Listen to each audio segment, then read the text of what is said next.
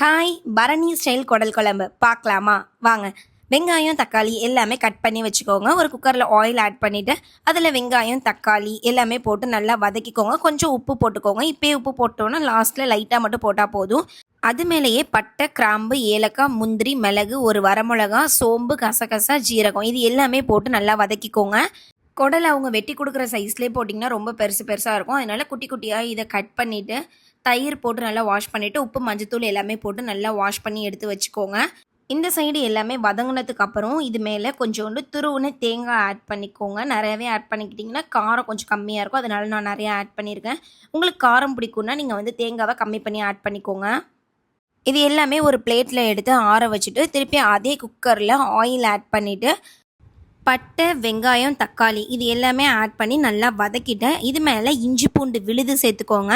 பச்சை வாடை போகிற அளவுக்கு வதக்கிட்டு அதில் குடல் எடுத்து போட்டு நல்லா சுருளை வதக்குங்க.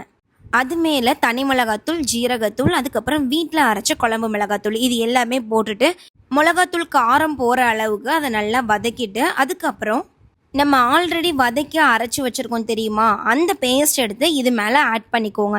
நம்ம இஞ்சி பூண்டு விழுதோட குடல் போட்டு வதக்கக்குள்ளேயே நமக்கு ஆல்ரெடி தண்ணி கொஞ்சம் பிரிஞ்சிருக்கும். இது இல்லாமல் இந்த பேஸ்ட் ஆட் பண்ணக்குள்ளே கொஞ்சம் கெட்டியாக இருக்குமா, இன்னும் கொஞ்சம் தண்ணி லெவல் தேவைங்கிறதுக்காக தண்ணி வந்து நீங்கள் ஆட் பண்ணிக்கணும். லாஸ்ட்டாக உப்பு தேவையான அளவு போட்டு குக்கரை மூடி விசில் போட்டுட்டு நான் ஒரு 8 விசில் கிட்ட வச்சுருந்தேன்.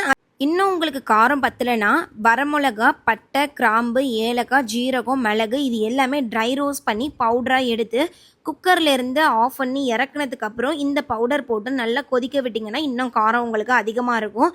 எனக்கு வந்து தண்ணி பத்தலை அப்படிங்கிறதுனால எக்ஸ்ட்ரா ஒரு கிளாஸ் தண்ணி ஆட் பண்ணி இன்னொரு 2 விசில் விட்டுருந்தேன். அதுக்கப்புறம் கொத்தமல்லி தழை தூவி இறக்குனீங்கன்னா சூப்பரான குடல் குழம்பு ரெடி ஆயிரும். நான் எப்போதுமே இந்த மாதிரி தான் குடல் குழம்பு வைப்பேன். கண்டிப்பாக இந்த ரெசிபி பிடிச்சிருந்துச்சுன்னா ட்ரை பண்ணி பார்த்துட்டு எப்படி இருக்குன்னு கமெண்ட் பாக்ஸில் சொல்லுங்கள். இது போல் உங்களுக்கு குக்கிங் வீடியோஸ் வேணும் அப்படின்னா நம்மளோட சேனலை சப்ஸ்கிரைப் பண்ணி வச்சுக்கோங்க. தேங்க்ஸ் ஃபார் வாட்சிங். பாய்.